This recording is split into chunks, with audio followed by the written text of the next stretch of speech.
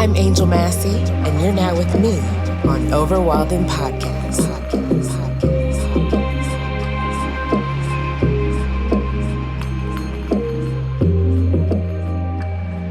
What's up, guys? So, I have to tell you, the big bad, it finally got me.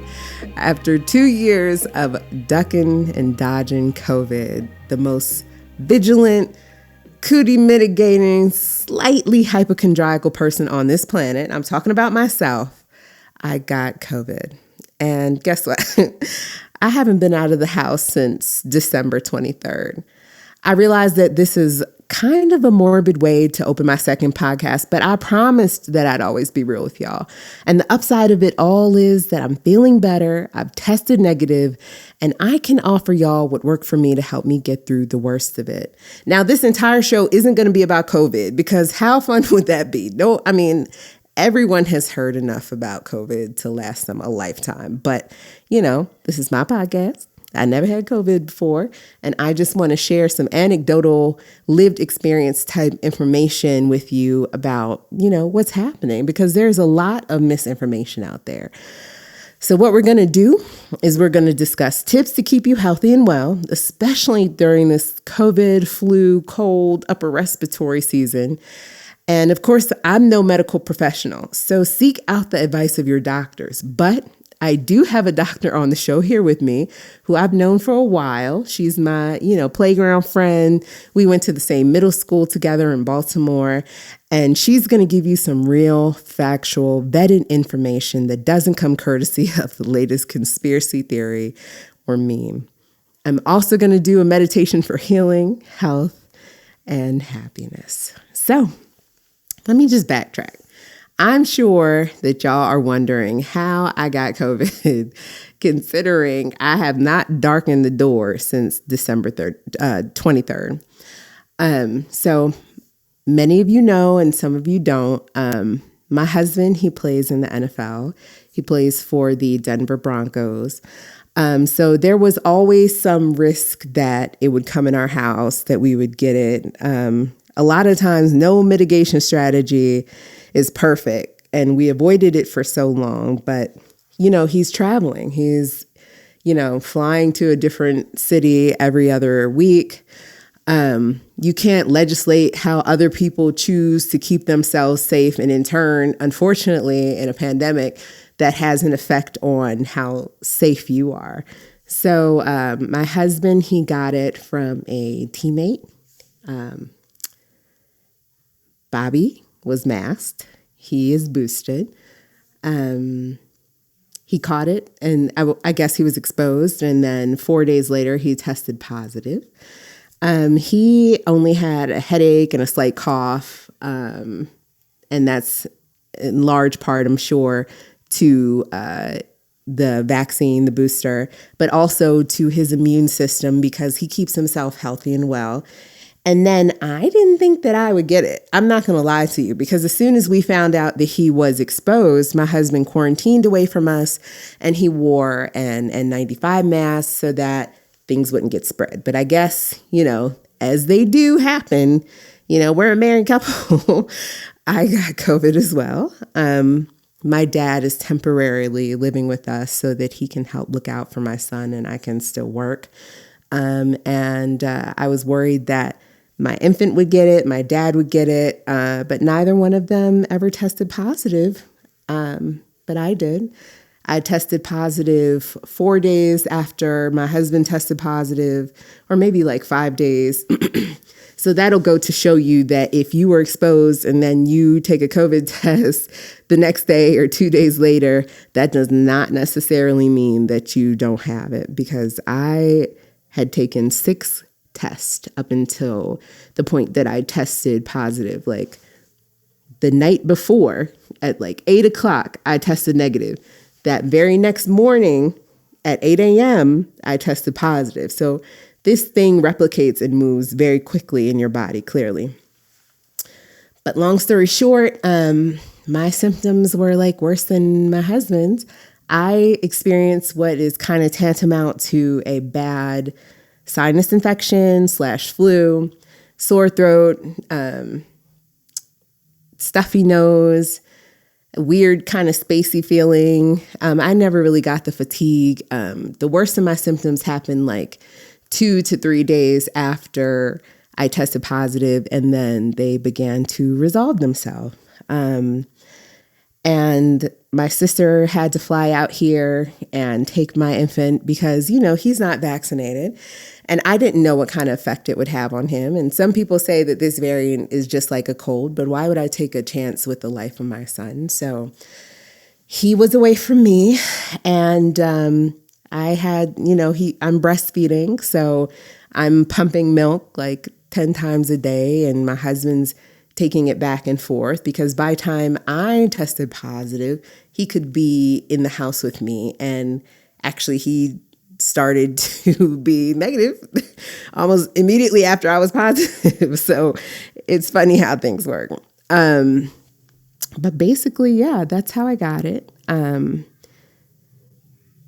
a person who is extremely cautious about who's around me, who's around my family.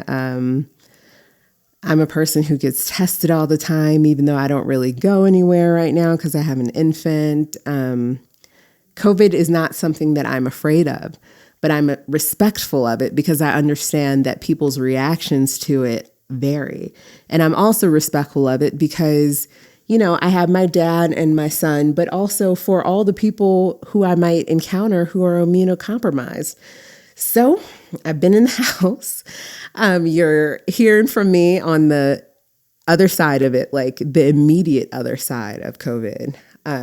I just tested negative. So this is my exact lived experience. And I'm sure you're wondering what I've learned from it. And I'm sure you're probably wondering what I did during the course of the illness to kind of keep myself well. Well, I did all the standard stuff. I took vitamin C, zinc, multivitamins, bone broth in the morning, protein shakes, made sure I got a lot of protein, made sure I stepped out into my yard for at least 30 minutes a day so that I could have the benefit of the sunlight. And walked around. I bought this little treadmill, walked in my house, tried to keep it moving. I slept prone. I just tried to do things that I thought would be complementary to my health. But at the end of the day, my best weapon was the booster. And my best weapon was the fact that I beforehand was working out and keeping my immune system in the best shape that it could be. So what I've learned is that you can do all the mitigation efforts in the world, but if you're exposed to the world, there's still a chance you might get it. But that's why this episode is about health and wellness and not some magical CMOS cure that will prevent you from catching COVID altogether. The best thing you can do is to wear a mask, stay boosted, and keep your overall health well before you get sick. Because with this variant, they've said that it's probably going to arrive at almost every household in this country. So even though we have a doctor on, I want to give you my tips for health and wellness that have, I believe, helped me test negative quickly. And I also believe were complementary to me getting better. The first one is stay vitamined up. Take your daily vitamins. I know that you don't see, sometimes you forget, sometimes you're like, well, what's the benefit of them? But they, over time, benefit your body by supporting your cell health and by supporting all the organs and functions in your body without you even seeing it. The next is drink lots of water daily. We're mostly made up of water.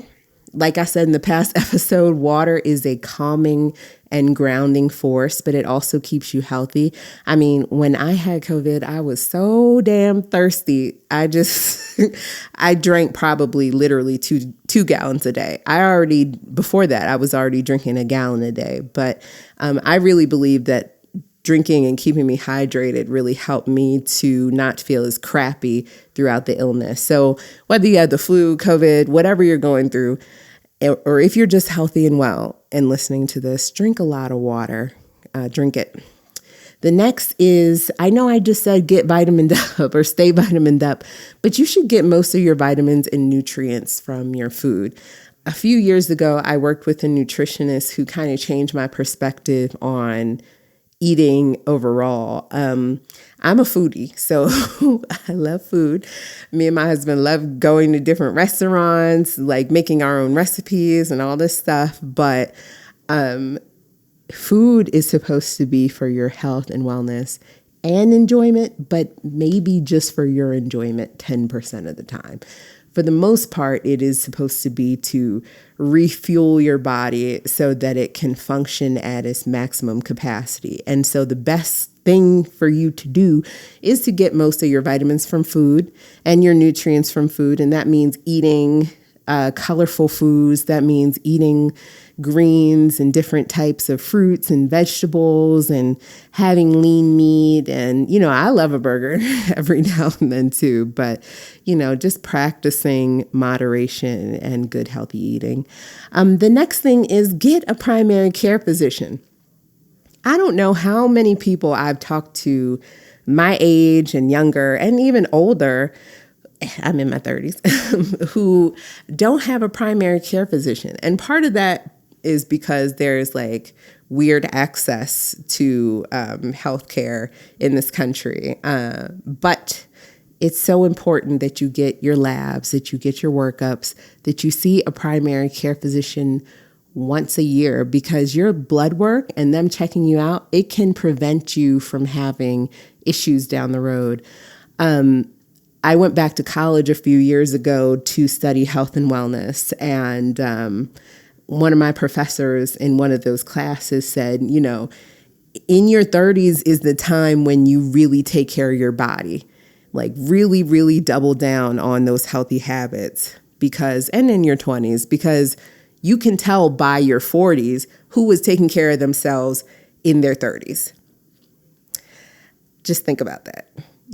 When you cross that threshold of from being a young adult to just being kind of middle-aged, that's when all of these lifestyle-related diseases tend to pop up. So we want to mitigate that. We want to make sure that we are doing all the things, whatever age group we happen to be in, to keep ourselves well so that if the inevitable happens, our immune system and our body is already geared and primed and ready to go. My next tip is get outside. People underscore the importance of getting sunlight, getting that vitamin D. But not only does it make us happier to be outside, because we were actually meant as humans to be outside. The buildings that we're in and the apartments and condos and houses, all that stuff is a modern invention. We've always needed shelter, but we used to spend the majority of our time outside. And so just like a plant, we need the sun, we need to be watered, get outside, get that vitamin D. And the last thing is support your mental health. I remember at the beginning of my COVID quarantine, I was just so devastated and sad and crying because I missed my son. He had never been away from me.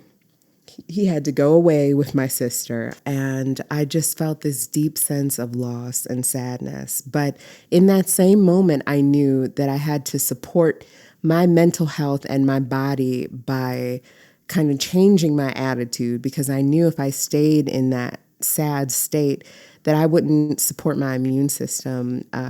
I'm one of those people where my emotional state tends to either complement or not help out my physical state. My sadness sometimes manifests itself as physical stress. So I try to, because I'm an empath, I try to keep my mental health just as well as my physical health. So I say that to say invest in your mental health. Meditation, getting outside, journaling, a lot of the things that I mentioned in the very first episode, getting a therapist, those things help. Happy mental, that helps your body function better. So, speaking of your body functioning better, I now have my guest on, Dr. Alisha Williams. Dr. Alisha Williams is a board-certified pediatric critical care physician currently working in the pediatric ICU at WakeMed Hospital in Raleigh, North Carolina. With a passion and desire to address the healthcare disparities in medicine, she completed the bulk of her training in underserved minority communities. And we went to middle school together, so this is one of my oldest, not old, but oldest friendships. Welcome to the podcast, Dr. Alisha. Thank you very much. Thank you so much. It's my honor. So the reason I have you on is because, as you know, I just dropped a bomb on her right before we started that I had COVID. I just tested negative yesterday, so I'm coming to you cootie free. So I just want to talk about the healthcare disparities and treatment and care among minority populations. But I also want to kind of talk about COVID and why there are so many different avenues of care that people are trying to explore instead of just listening to their doctors. Mm-hmm. And it's a huge reason why these days I believe that this virus has gone largely unchecked. Yes. And, you know, although people from all different walks of life listen to this podcast, I am a Black woman. So it's important to me to address how we are disproportionately affected by disease and disease. And part of that is because of comorbidities, and that happen to be lifestyle-related diseases, but also a big part of that are disparities in quality of care, discrimination, healthcare access, and all those things. So that's what I want to talk to you about. Let's start with COVID and why people are still sick and dying when we have so many tools at this point in the pandemic at our disposal not to get sick. Yes. I think that's a great place to start because it baffles me. We have the things that we've studied that work, but we're still here about a year and a half in, and it seems like, it's always two steps ahead of us, which is incredibly frustrating. Right. But honestly, I think a lot of it has to do with really believing in the information and the science that we have. It, like you said, it exists. We have all of these different treatments that we've tested, and with preliminary studies, we know that they work. But it's unfortunate that people would rather believe the conspiracies, in some part, I understand it.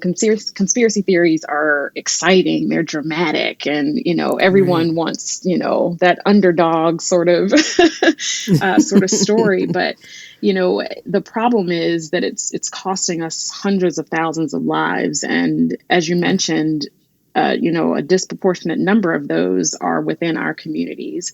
And it really does, I think, boil down to access. And it's not just access to health care and all these medicines that we've studied. I certainly think that's part of it. Not every community has, laboratories and outpatient clinics that are doing antibody infusions and things like that. But, I really think of information as a huge resource that a lot of our communities don't have access to. What happens, I think, is that without credible sources and credible information to the contrary, we're fed through social media, online, and with politics, unfortunately.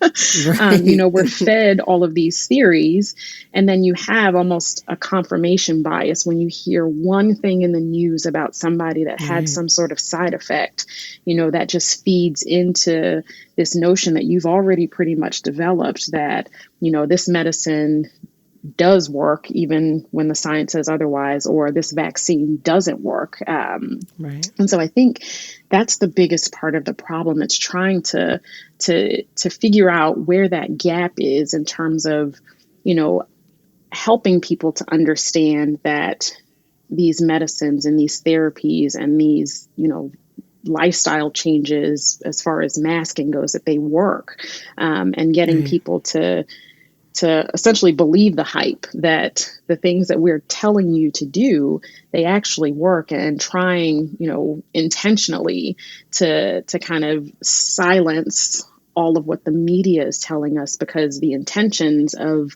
certain media outlets and certain, social media forums are not the overall health and well-being of our communities. It's just to spread these sorts of rumors that, again, are exciting and dramatic and get you watches and likes and things like that. And it's harmful to our community when that happens. Right. And you spoke about a lot of things that I want to hit on.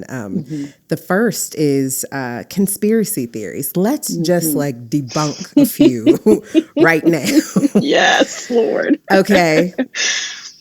Is the vaccine an effort by Microsoft to infuse you with a chip that's going to follow you? Absolutely not.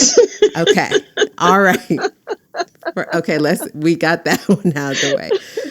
And I'm so mad that I know all these by heart, because I've just, you spoke about confirmation bias and people kind of existing in this echo chamber of misinformation. So even me, a person who's perfectly logical, I know all the conspiracy theories. It's crazy.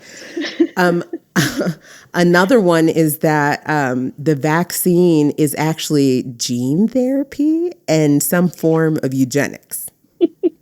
Absolutely not true. Not true. That is a crazy one, right? That's a crazy it makes me wonder where people come up with these sorts of things. Like, where is the source of this? You know what? I read before that all of the COVID misinformation from a top level is coming from maybe 6 people. And being just disseminated to the masses from these 6 people. Does the vaccine, and I know that, of course, each person is individual, but based off of the current knowledge, does it cause infertility? No, based on the studies that we've done initially, and the American College of Obstetrics and Gynecology, they have also denounced that as far as we know, that does not cause infertility. Perfect. Can you get rid of COVID by drinking pee? I'm sorry, I had to ask you this, Doctor. That was a new one. This is a new one, right? Like, people, urine therapy, people are crazy, oh, dear right? God, no, please don't go around drinking urine. It's not going to work. It's not going to work. You'll get sick. You'll get absolutely COVID. sick. No. Let's talk about ivermectin, which is a anti-parasitic, and it's been in a horse dewormer. There is a type of ivermectin that's used for people, but once again, it's for parasites. And what we know is that this virus is not a parasite. Does ivermectin work as a course of treatment for COVID? No, it does not. And we've actually kind of developed these algorithms based on just very early data that actually shows that it's more harmful than beneficial. So not only are you not addressing COVID, you're actually introducing a new host of complications. And so it has been pretty fervently,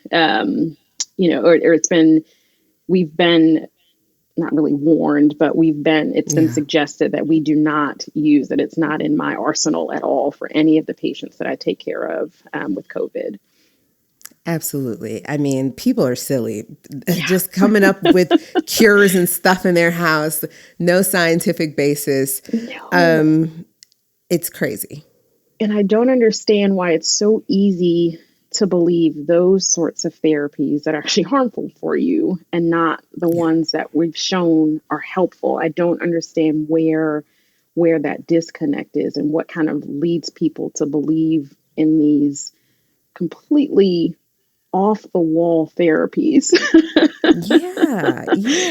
And not things that are simpler and that make more sense, like vaccines and masks. I haven't figured it out yet.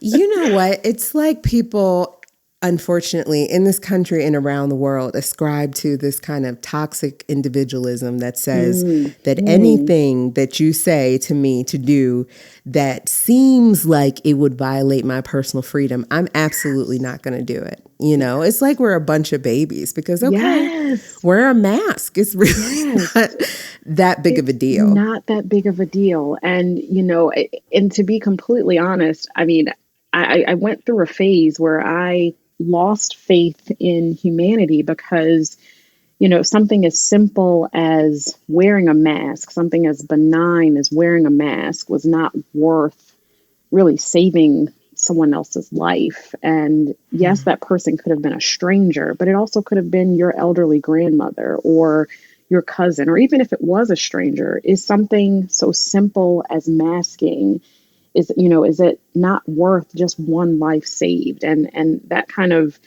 really, really hurt, to be completely honest, to really think of humanity in that way, that we couldn't make simple sacrifices for the greater good of our neighbor. It was something that it took a while for me to really stomach that. Yeah. And, part of the reason why, I won't, delve into why, but I guess, maybe I can a little bit. Part of the reason why I had COVID is because my husband got it from someone who was not wearing a mask. And he was wearing a mask. And, the science says that you're protected a bit when you wear a mask. But if the person who is infected doesn't have one on, it makes it a little harder for you to receive the full benefit of wearing a mask, Right.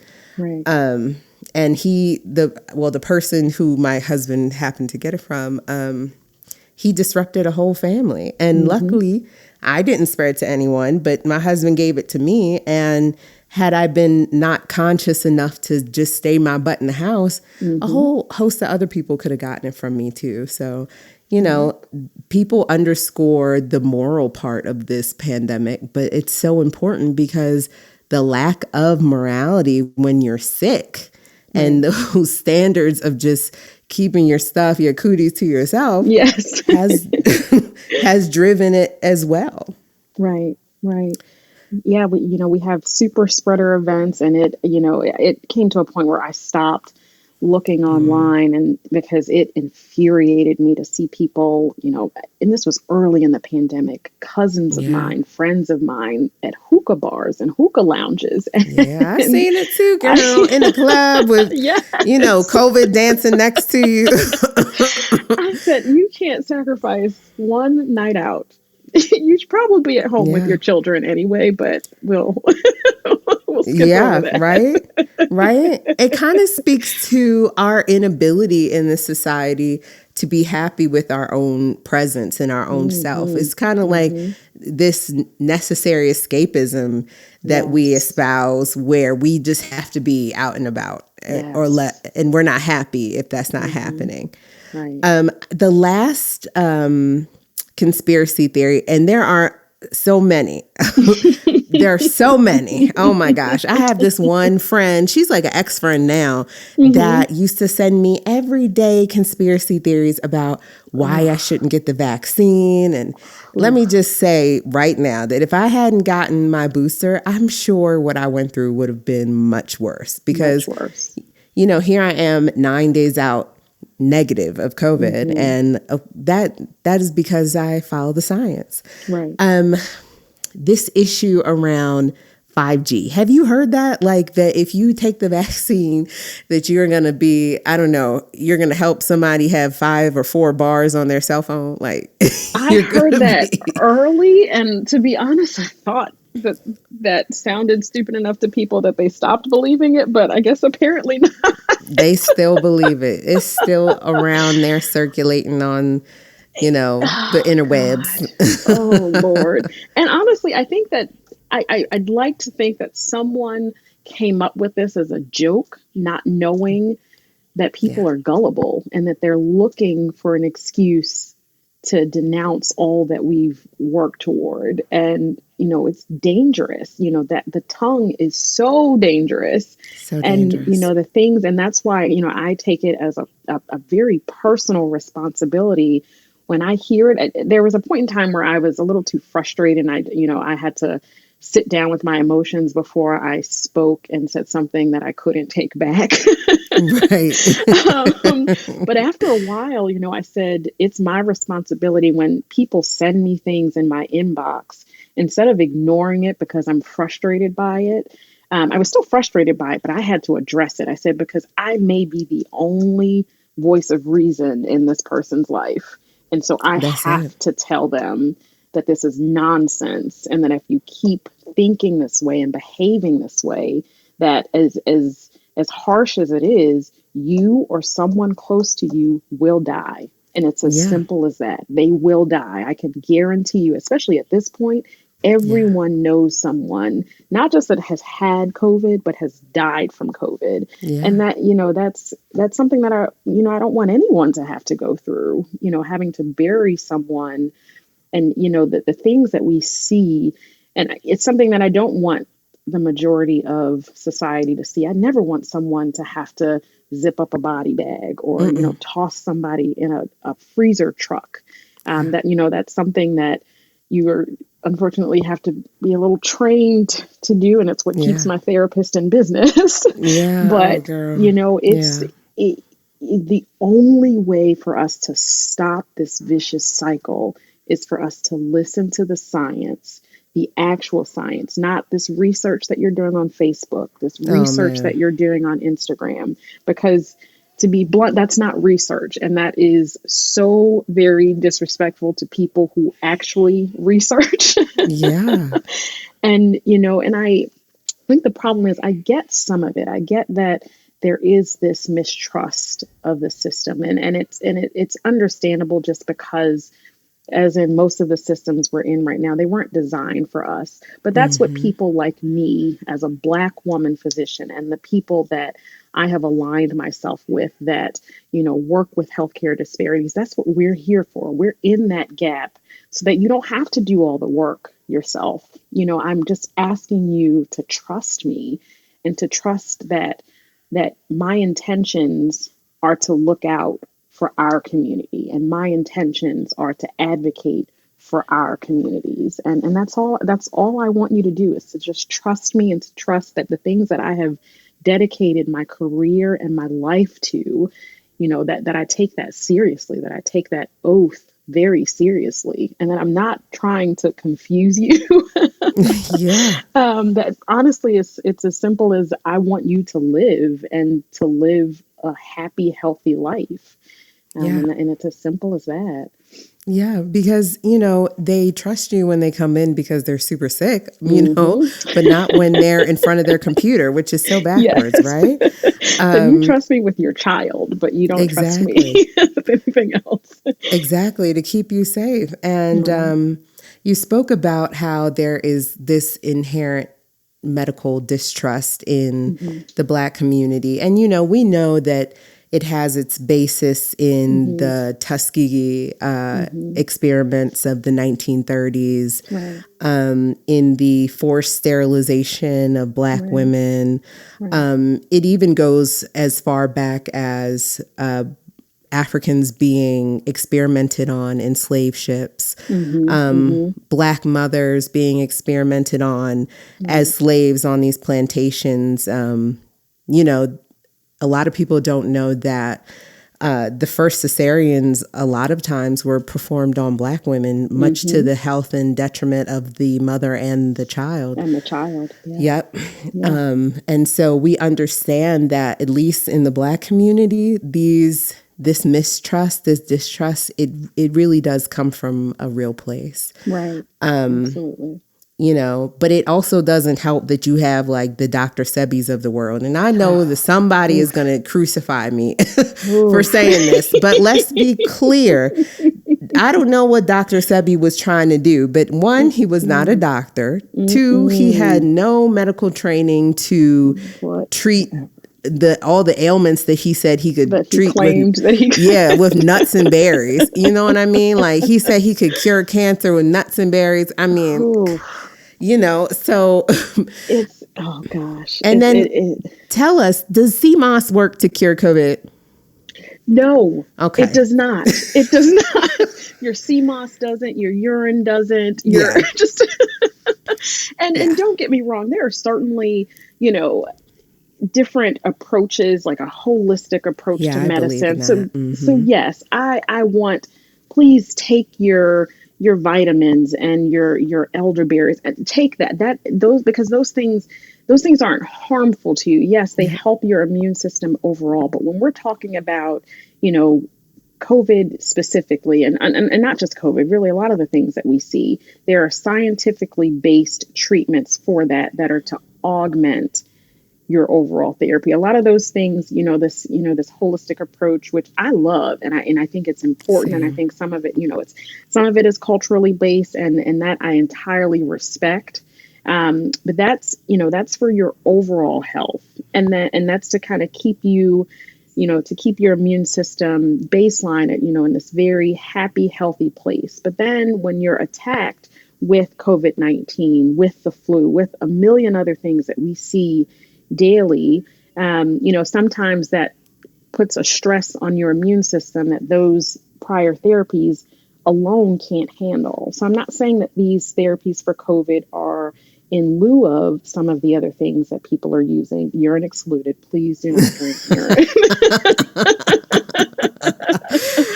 Oh man. That one I'm gonna have to tell my friends about that one. Right? I really hope no one who's listening to this is taking shots of pee-pee. Oh my gosh. Yeah. Lord have mercy.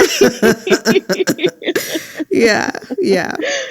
Oh man. And talk to us about the disparities in healthcare. I know that when I was pregnant with my son, I just had a frank and honest conversation with my OB-GYN team. Look, I'm a Black woman. I realize the Black maternal death rate is about 3 times higher than anybody else. And I said, and that makes me fearful.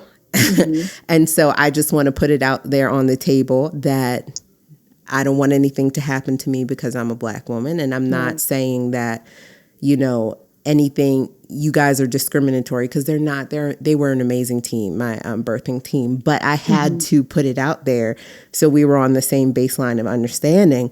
Talk to me about this very real incidence of the disparity in care, access, and overall health incomes for minorities. Yeah. This is a huge topic, and I think, the basics of it are really, really surrounded by access. And I honestly talk to a lot of the residents that rotate through when I'm trying to kind of train them up to be culturally sensitive, because, a lot of the, be it medications and certain therapies for preventative medicine, if you're not aware of those things, or if you can't get to those things, then they can't help you. So yes, in theory, these things work. But when you look at really across the board in every specialty, so you spoke about, maternal mortality rates, that, is the same for infant mortality rates. We look at actually the research that I did as a critical care fellow looked at diabetic ketoacidosis, so one of the most severe complications of diabetes,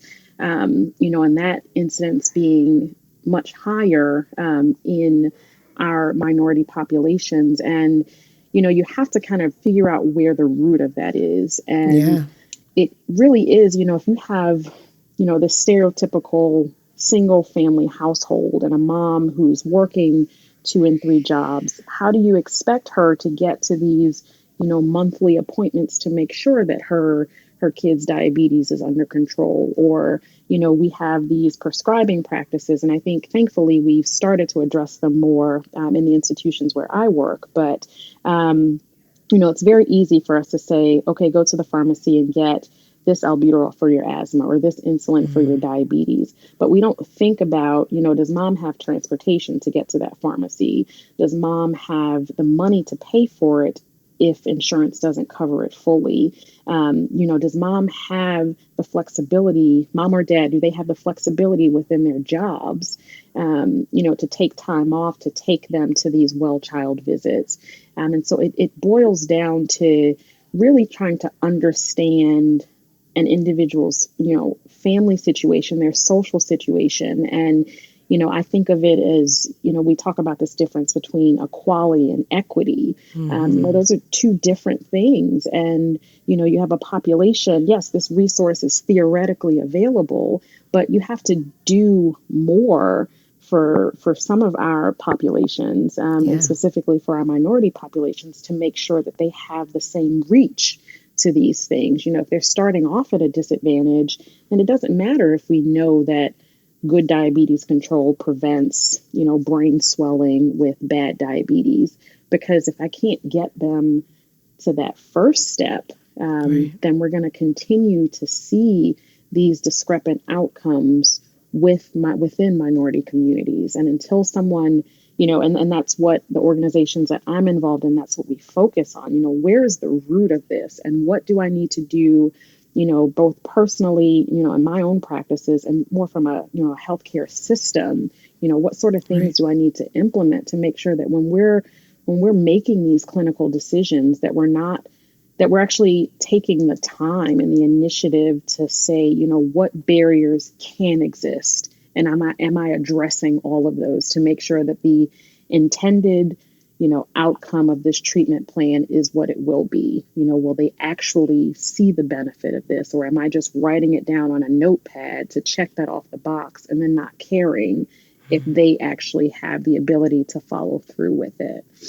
Right. And you talk about equality versus equity, and you look at a lot of communities where Black people and brown people live, and it starts kind of on a legislative level, because you have these very old and antiquated red line based laws where neighborhoods are only zoned residentially.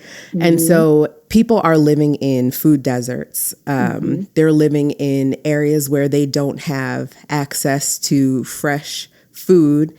They're eating salty food, pre-prepared food, all these things that contribute to lifestyle-related disease. Poor education systems, no early childhood education and healthcare. Like daycare. Right. Jobs that don't offer benefits, like you said, where they can't go to these well visits. For Kush, my son, I have so many visits to his pediatrician, and I think to myself, if I didn't have a job that allowed me to be flexible, how would he get there? Right. Exactly. And for some people, there is no choice but to miss those appointments and then potentially miss out on things that could be prevented. Right. And it's, not just their health in terms of, disease. It's, their overall health and our overall well-being. And when you think about, and physical safety, I have had kids come in who've fallen out of windows because their supervision was their 10-year-old sibling because mom had to work. And that's a systems issue. And it's hard to really, a family that's grieving because their kid just died, we have to take responsibility for that, because that is a systems issue. A mother should not have to choose. You're giving them impossible choices, and, things that we miss, their well child visits their kids' visits are not just for, asthma flares and fevers and cold. It's also, are you socially developing, and am I giving you the tools to prepare you for adulthood and to be, a successful member of society as an adult? It starts very early, and it starts with what we give you access to.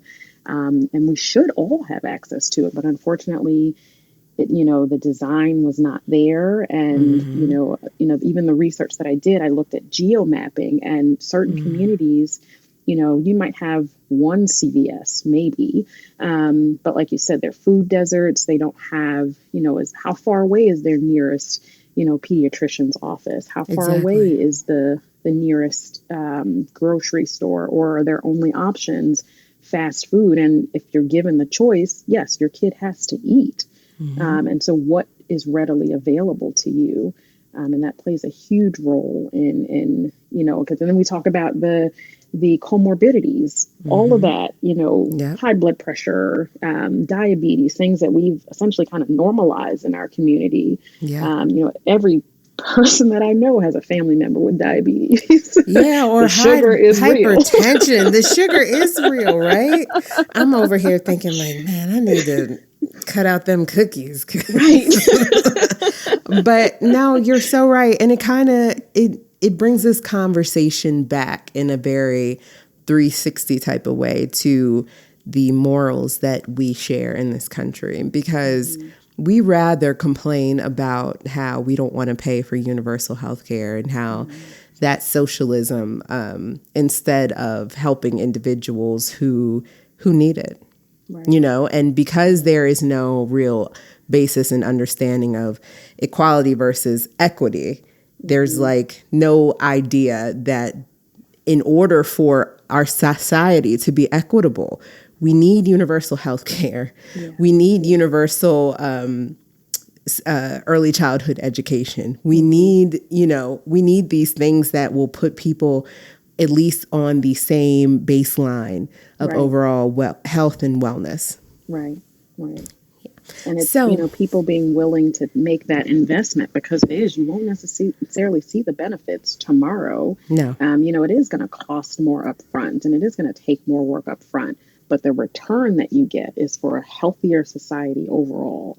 Yeah. And that's important, because that takes stress off of the overall system for us to be, for all of us to be healthier. You know what I mean? Mm-hmm. There are less people in the ICU beds, it just makes for a better society for us to be healthier. And, it creates more opportunities to be upwardly mobile.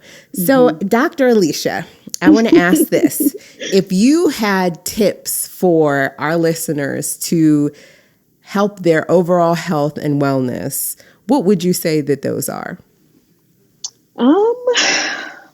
As it relates to COVID, or just in general? In general, health and wellness. Because you know what? If you're listening and you have COVID, you kind of have to deal with what you got right now. Yeah. You kind of have to just deal with what you already created for yourself. Yeah. So, yeah. Honestly, I think, and this is me kind of preaching to myself a little bit too. A lot of it is listening to your body, because your body's going to tell you. I could tell you till I'm blue in the face, drink your water and take your vitamins and your supplements, and I want you to do those things. But it's kind of a mind, body, and soul sort of approach, because I've realized, and especially during this pandemic, me being stressed is not good for my health. And so taking time, and you talked a little bit early on about that aloneness, taking time with just yourself. We extend ourselves to work and to family, but giving yourself time and spending time with yourself to see what your needs are. I think that then creates this kind of trickle down effect. So if I had to kind of give one big tip, I think it is to, this mind, body, and soul sort of approach to listening to your body's needs, sleeping well, making sure that, you have some downtime where you're not overly stimulated, because your body needs rest. That is probably the thing that I value almost more than anything now. Oh, I'm sure it's hard for you. I'm sure it's hard for you to get any sleep with your profession. Oh, when I finally learned to put my phone on Do Not Disturb at 10:30 every night, unless I'm at work. I did that on accident, and the nurses tried to get me, and it was a whole ordeal. But that's okay. You're human. But that was an intentional step. And I think that's another thing, being intentional about your wellness. It's not something passive, because unfortunately, there are so many things stacked against us. You have to make a Mm-hmm. decision every single day that you are going to prioritize yourself. And I think that's what's going to lead to kind of overall emotional, physical, and mental well-being. Absolutely. Being intentional about your wellness. And Mm-hmm. when you follow that advice, everything else falls into place between drinking water, like you said, taking supplements, listening to your body, listening to your primary care physician. All those Mm-hmm. things are intentional instead of just letting your health and wellness fall to the wayside, because we're not trying to do that in 2022. We have No. spent 2 years in the sick and sunken place already, and that's Oh, enough. yes, that's enough. That is That is enough. enough. My word for this year is abundance. And Abundance. I think that was my word last year too, and I'm going to run with it because Yes. I'm accepting all good things overflowing in my Yes. life. And that's, that's what I said, and that's what I'm going for. From your mouth to God or whoever is listening's ears. Abundance, intention, wellness, Mhm. happiness. Thank you so much for joining me today, Oh, of Dr. Alicia. course. Oh, of We have come course. a long way from Roland Park Country School, those blue Blue skirt uniforms, with the red right? shorts underneath. Exactly. We have come, look at us, grown ass women. Oh, yes, yes. Well, I love this for us. I love this for us too. I love it. I would love for you to come back whenever we talk about health and wellness and anything of that sort. Yes, well, I am open and willing. Awesome. Thank you so much. Thank you. All right, thank you. Okay. So thank you so much, Dr. Alisha Williams, for being on with me. I mean, from the playground to the podcast universe, thank you so much. Your information and your wisdom and your knowledge is going to help so many people who've just heard it. So normally during this time, I would have the You're Wildin' segment where I'm talking about who I think is wilding out. But I think that the interview with Dr. Williams is going to speak for itself.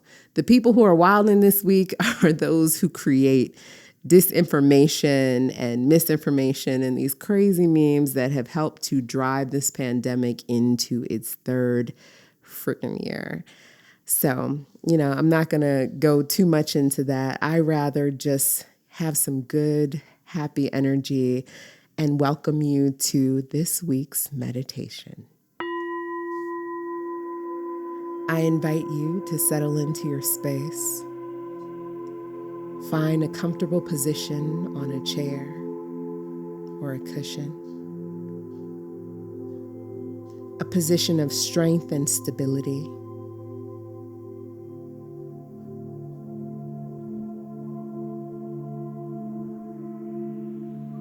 Rest your hands on your thighs. Allow your arms to relax. Melt into the space you inhabit. Allow this space to completely support you and your intention to practice today. And when you're ready, close your eyes.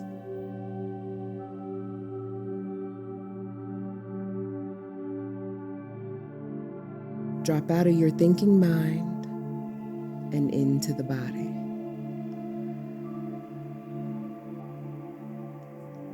Feel into the points of contact between your body and your chair or cushion.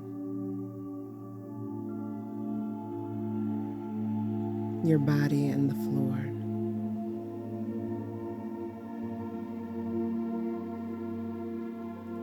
Feel the support the ground offers you.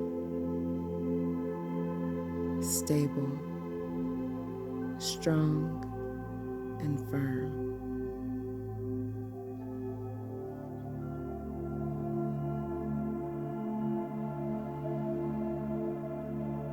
Allow this support to ground you in this present moment.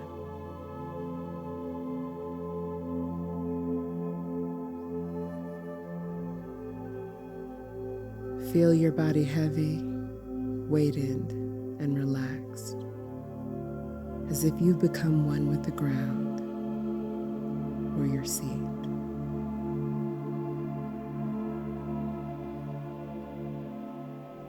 I invite you to take up space.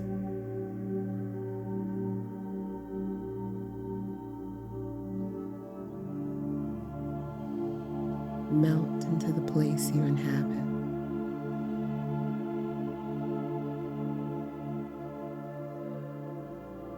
Feel your body stable,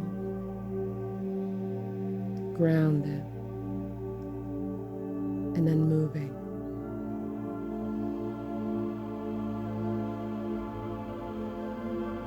Allow the body to come to stillness, sitting with an upright sense of dignity, strength, resolve, completeness, wholeness.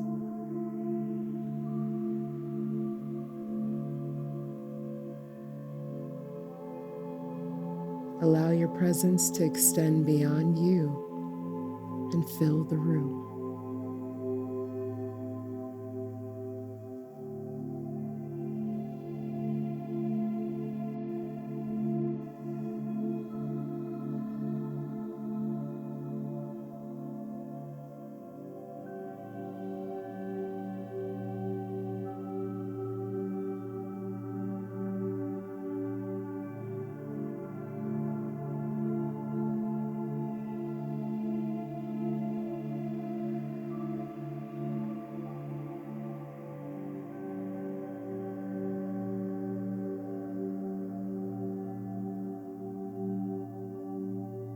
Feel your presence extending beyond you.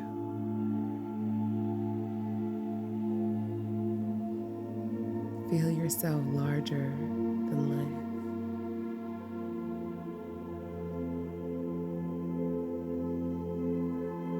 Now go deep into your mind's eye and imagine a mountain.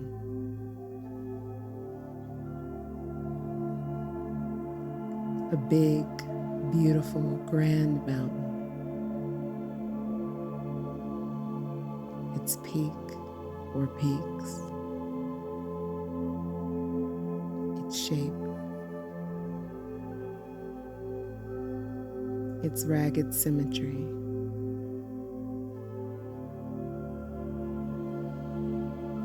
Allow it to gradually come into focus.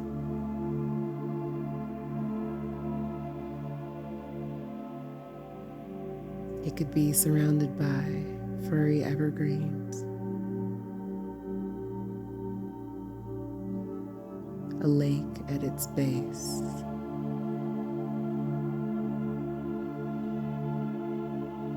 rooted in the bedrock of the earth.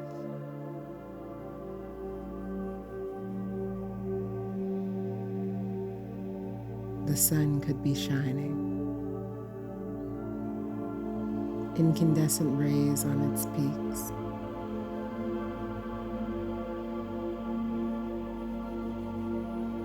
The moon could be reflecting its grandeur in the lake.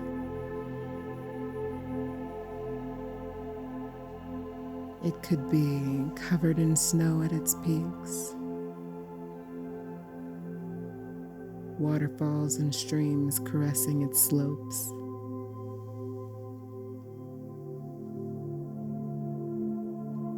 Observe your mountain's qualities.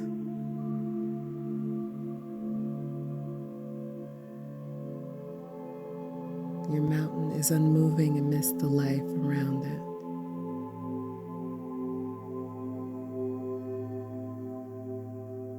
It's the site of all life, yet it remains unwavering.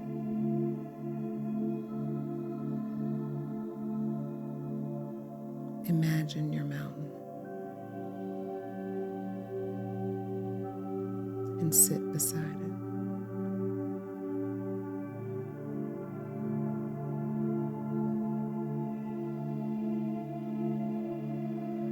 Breathe in the crisp, cool air that rolls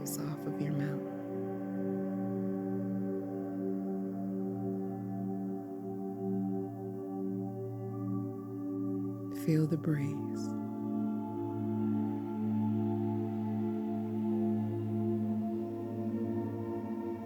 Hear the birds and crickets chirp.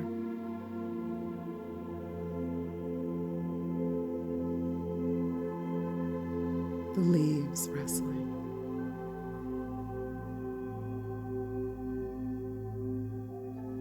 Feel the mountain strength.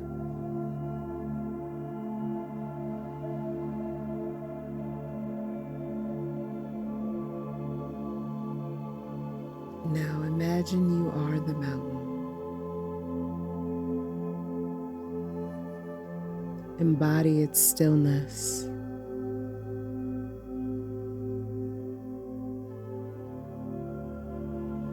Your head has become its peaks.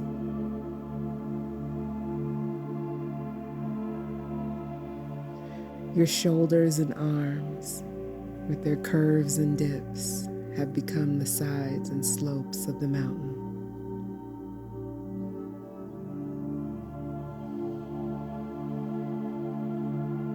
Your legs, your hips, your buttocks have become the base. Rooted in your seat or cushion.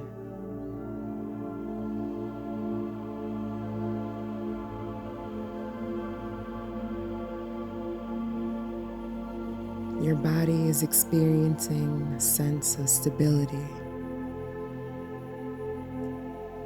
of uplift from deep within your sacrum, your spine, strong and aligned like the mountain.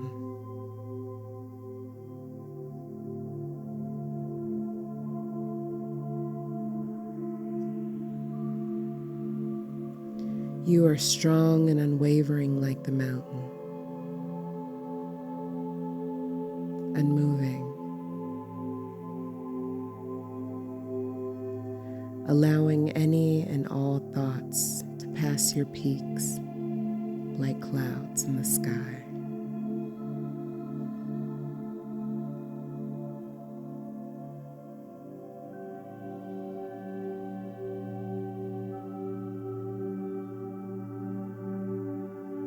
Invite yourself to become a living, breathing mountain.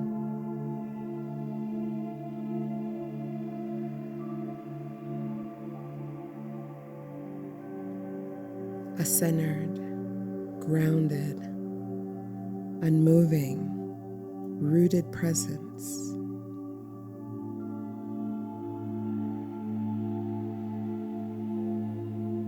As the rain pours,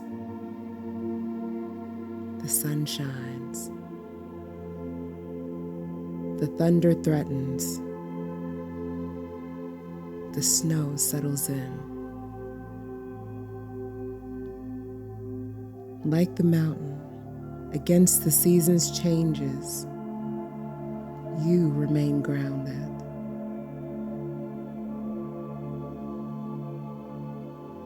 Stress, happiness, worry, anxiety, contentment. They're all the same to the mountain. Like that mountain, you remain grounded against all of life's changes. Breathe into that sense of stability and grounding as you meditate on that mountain.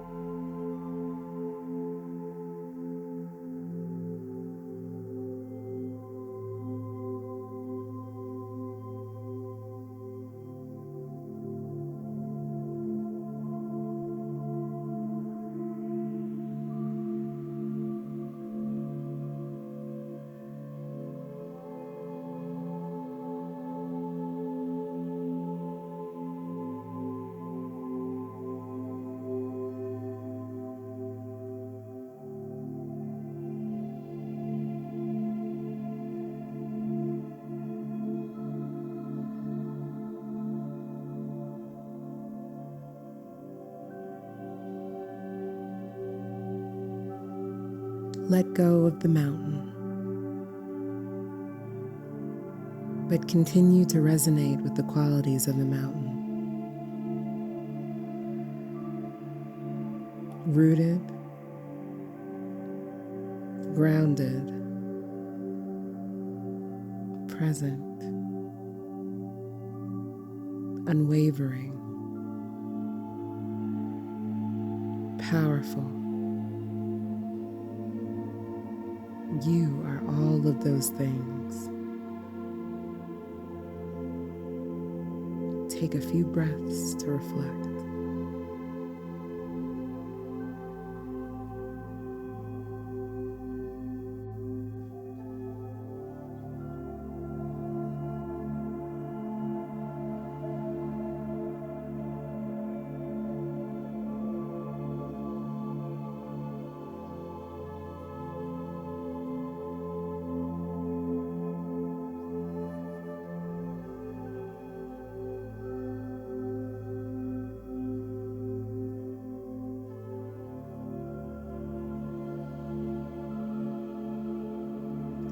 Now return your attention back to the room. Slowly bring into awareness the sounds, the smell, the air in the room. Move your fingers and toes. Gently rock your hips from side to side. And when you're ready, open your eyes.